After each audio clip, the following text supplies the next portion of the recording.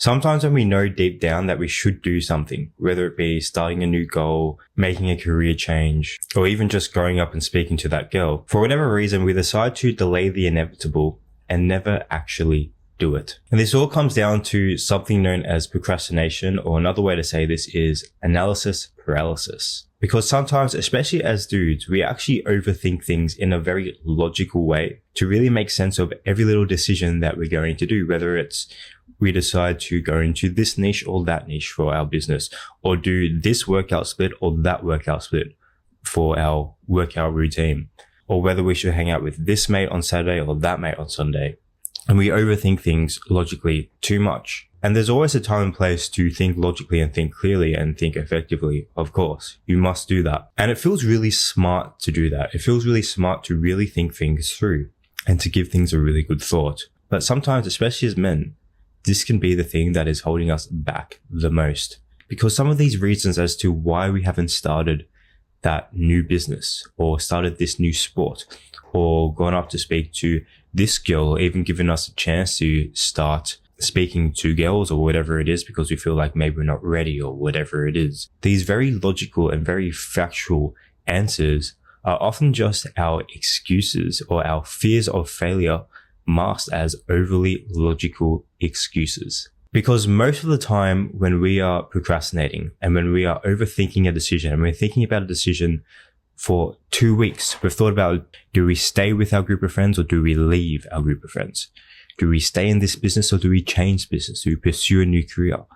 And we've been thinking about this for a month, a whole month, man. The reason why you are delaying the answer or delaying deciding which way to go is because you are afraid of failure. You are so afraid of making a decision that you will never make a decision. And here's the thing, even not making a decision is a decision, because when you don't make a decision, time still passes and you've decided not to commit to something or not to commit to either way, because maybe you have to go either left or right and you're just staying at the crossroads. You're staying at a T intersection. Maybe it's a T intersection. You're coming this way and you can either go this way or that way. You can either go left or right and you're stuck here. And you're just sitting at the set of lights deciding, should I go left or should I go right? And let's say there's two versions of you, or let's say there's two dudes. Let's call one Ben and Jack. And let's say both Ben and Jack, they come to this set of lights. And Ben decides, I don't know whether I should go left or right, but I'm just going to go left, see what happens. If left is not the answer, then at least I know it's not the answer, so I'll just do a U-turn and go right. But Jack, on the other hand, because he's so afraid of what if I go left and it's not the right thing? Or what if I go right and it's not the right thing? What if I make a mistake? What if I make a failure? And Jack just ends up staying at those set of lights for 2 months. He doesn't move. He just parks his car there, gets out his notebook, opens up ChatGPT, and is just asking questions. What should I do? Should I go left? Should I go right? Well, why should I go left? Well, why should I go right? Oh, here's the statistic. Oh, maybe going left is 49% a good outcome and going right is a 51% good outcome. Oh, but it's very close. Well, how can I push one either? Shut up. In the span of 2 months, when Jack has been sitting at the set of lights, Ben has already gone left, decided left was the wrong answer. He has failed, but he's learned from that failure and decided to go right. And he's already further ahead than Jack. Why? Because he took action. Because when you're deciding between two decisions, to go left or to go right, okay, maybe one of those options is the right answer and one of those options is the wrong answer. One option will lead to winning and one option will lead to, a bit of a setback. You'll encounter some sort of failure. And let's say right is the right option and left is the failure option. But there's also that third option, which is still staying at the set of lights, not making a decision. And not making a decision, that is the biggest failure. So if you had to rank these, you have, in position number 1 is you go right and you make the right decision. Position number 2 is you go left and you make the wrong decision. But the failure that's even worse than that is not even making a decision. Is deciding to stay stuck. Because one of my favorite quotes, and it's a quote by a dude named Winston Churchill. You might have heard that name before. I have it sitting up here on my wall and I'll put a picture up on the screen for you. The quote is, or Winston Churchill said that another way to spell perfection is paralysis. When we want everything to go perfect and we're so afraid of making a mistake and we're so afraid of failure, we get stuck in this place where we're so anxious about making a mistake that we don't even do anything. We don't even take a chance. We don't even give ourselves a chance. We don't take any risk. We don't even give ourselves a chance to even look around the corner to see what does left look like or what does right look like. We don't even take a step. And we stay stuck in this place of analysis paralysis, because another way to spell perfection is paralysis. So in order to move forward in life, we need to remove the part of our brain or the thought in our brain that tells us that everything needs to be perfect. Everything needs to go to plan. Because here's the thing. It's true that if you fail to plan, you should plan to fail, which means if you don't make a plan, you're being stupid. But if you spend all your time planning, all your time critical thinking, and never actually do anything about it, well, then what's happened? Nothing has happened. You compare that, that's Jack. And you compare Ben, who maybe did a little bit of planning and just went. He just went and he discovered. He explored. He had to go. Who's going to be further along? Ben. By a mile. Because Ben's going to be 2 miles ahead and Jack's still stuck at the lights. Because here's the thing. Let's say whether you go left or right, and let's say both left and right are good options, and you just don't know which one is the better option or which one is the better one for you. Because let's say left is good, because left is a good option and so is right, and you just don't know which one to do. Or maybe on the other hand, they're both bad options, or they're both things that are not as desirable and you just don't know which one to do. There's this principle that I live by, and I didn't think of this principle, but I'm going to share it with you. And it's a principle that says that life is suffering. And basically what that means is everything you do in life, and basically every option you'll take in life, whether that be left or right or, straight down the middle, everything you would ever do in life comes with suffering. And I'll give you an example that you can understand, likely as a young man like myself who has been overcoming bad habits and things along these lines. I'm well over 1,000 days porn free. And I'll tell you right now, and you'll understand this completely, that there is obviously suffering in being addicted to a bad habit, such as porn, because you feel like a loser. You don't really connect deeply with women. You're very undisciplined, which means you don't move forward in any of your goals, really, period. And that sucks. That's suffering. That's a huge con. Nobody wants that. But then there's also massive suffering in becoming disciplined, in overcoming porn. I was also a DJ for a large period of my life. And that led me to overcome, a vaping or nicotine addiction, and to say no to drugs and alcohol and all these things that are just offered to you 24/7.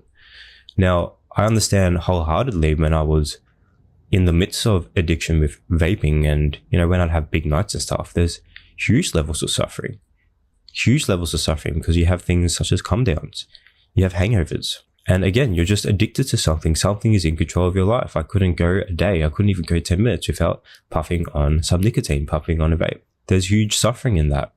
Financial suffering, the hiding it from people who think you've quit. You haven't quit. There's lots of suffering in that mental battle that you could do better, but you're not. You could do better, but you're not. Huge suffering in that. But then there was also lots of suffering in me learning how to become disciplined, to saying no to the bags of cocaine or the lines of cocaine that were just stacked up ready for me to take. All the drinks, driving to all my DJ gigs, staying out sober. And there's lots of suffering in that as well. You're judged for being sober. You don't fit in as much for being sober because you're not part of that drug culture and all these things. And so what I'm saying is both of those options, being addicted, being not addicted, being disciplined, being undisciplined, taking route left or route right, both of them have suffering. You will never be able to pick an option that does not have suffering. And likely when we are in this state of analysis paralysis, that's what we're thinking about. We're thinking about, well, which one will suck less? Which one will I experience the least amount of failure? Or which one will I not ever fail in? And the reason why we're stuck in analysis paralysis is because we're trying to find the option that comes with no suffering. And no wonder we're in analysis paralysis, because there is no option that comes with zero suffering. Everything in life comes with its drawbacks. There's always a trade-off. You always have to sacrifice something to get what you want. Think about it when you go to the shops. In order to get the apples, you have to pay money. You have to give something to get. It's the same with every other option in life. Whether it's a career path, whether it's, as I said, something as simple as a workout split. Maybe you're deciding, do I cut, do I bulk? Both have suffering. When you bulk, you probably feel like a fat fuck. You probably feel a bit lethargic because you're eating too much and you're digesting all the time. But it's probably the same when you're cutting. You're not eating as much. You probably feel hungry all the time.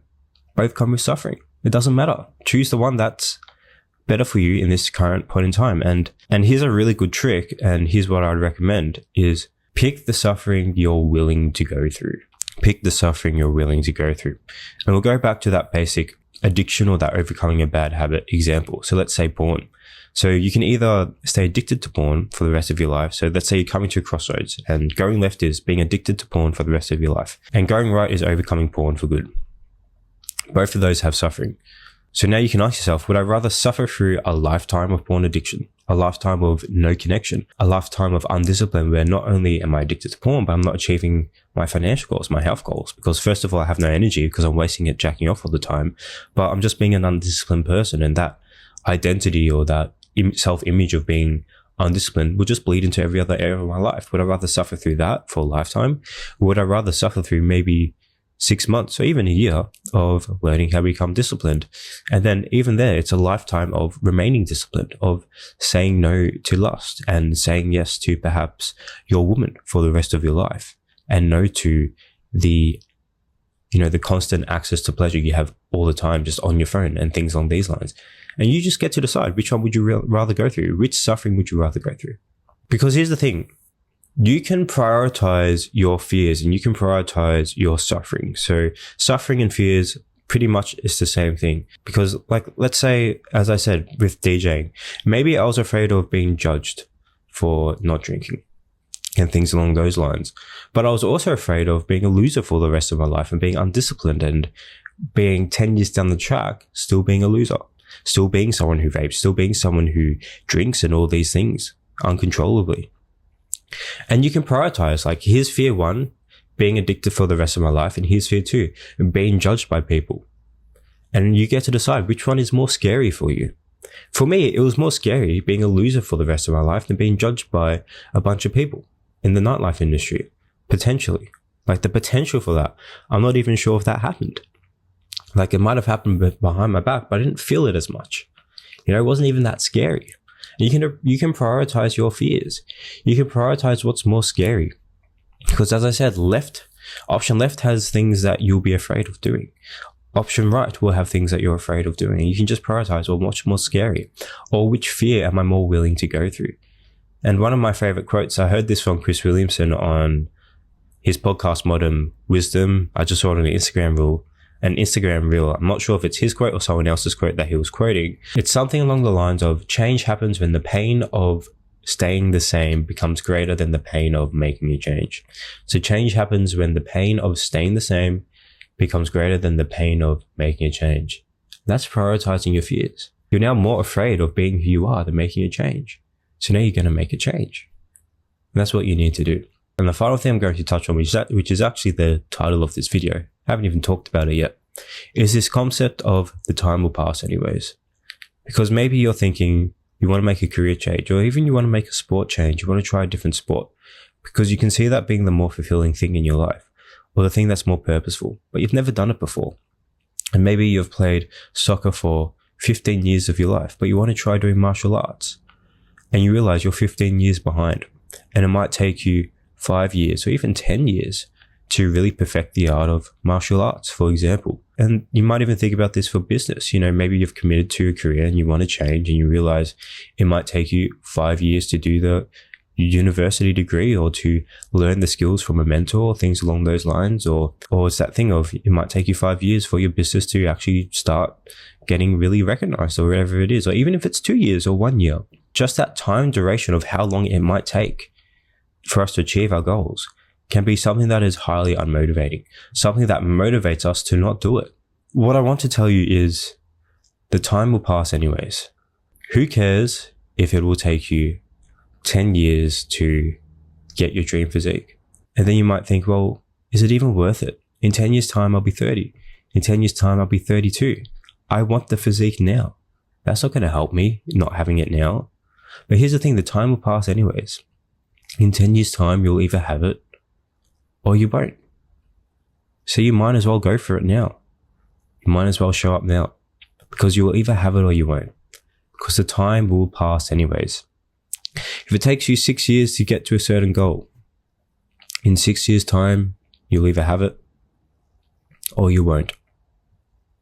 The time will pass anyways. Another favorite quote of mine is, the best time to plant a tree was 20 years ago. The second best time is today. So don't let time be an excuse. Because as I said at the start of this video, us guys, we can overthink things and make very logical reasons as to why we shouldn't do something, but most of the time they're just excuses. Sometimes our time, how long it's going to take, can be one of those excuses. I'll just finish with one final example of this. It's a real life story, and I have it open right here on my laptop, and I'll just read it for you. And this will really drill it home for you. There was this man named Norman Schwarzkopf, and Norman was a commander during the Gulf War. And Norman had a job, and his job was to make a very important decision on something that they'd been going back and forth with. So you can think about this army team that had different sections of the army who had been trying to decide this decision for the past 10 years. And they've been researching what's the best route. Do we go option A? Do we go option B? And they've been arguing, or not arguing, but just trying to decide and getting evidence from both sides of option A and option B, which one is the best decision. And they've been doing this for 10 years. And Norman's job was to make the final decision. And he wasn't having any luck doing that. He was really struggling to make the decision because he'd been presented with all these documents, all this evidence on both option A and both option B, all this research that had been going on for the past 10 years. So what he did is he bought all this research, he bought all these documents, and he walked into his mentor's room. And we're not told what his mentor's name is. And he went up to the desk of his mentor and just stacked this research and evidence on his desk and asked him, what should we do? What do you think we should do? What is your advice? And without looking at any of the research, his mentor said, the answer is obvious. It is this one. And everyone was shocked. And even Norman was completely shocked. And he said, but how could you have looked at everything in this time? Like, how could you have time to look at everything and make a decision? But his mentor came back and said, well, this has been a decision that no one's been willing to make for 10 years. The best minds who have been working on this project for the past 10 years, they can't even decide. And he said, so you know what? We just need to pick one and do it. Decisions are power, and I'm here to make them. That's why I'm a leader. But Norman wasn't fully convinced. And he asked a question back to his mentor. And he asked him, but what if you're wrong? And that is a question we ask ourselves all the time. What if we're wrong? What if we make the wrong decision? What if option A is wrong? What if we're wrong? How often do we ask ourselves that question? But here's the answer that I want you to give yourself next time you ask that question. What if I'm wrong? Because this is the exact same answer that Norman gave back, or that Norman's mentor gave back to Norman. If I'm wrong, we'll find out quicker. And if I'm right, the job will be done. And thank you for watching.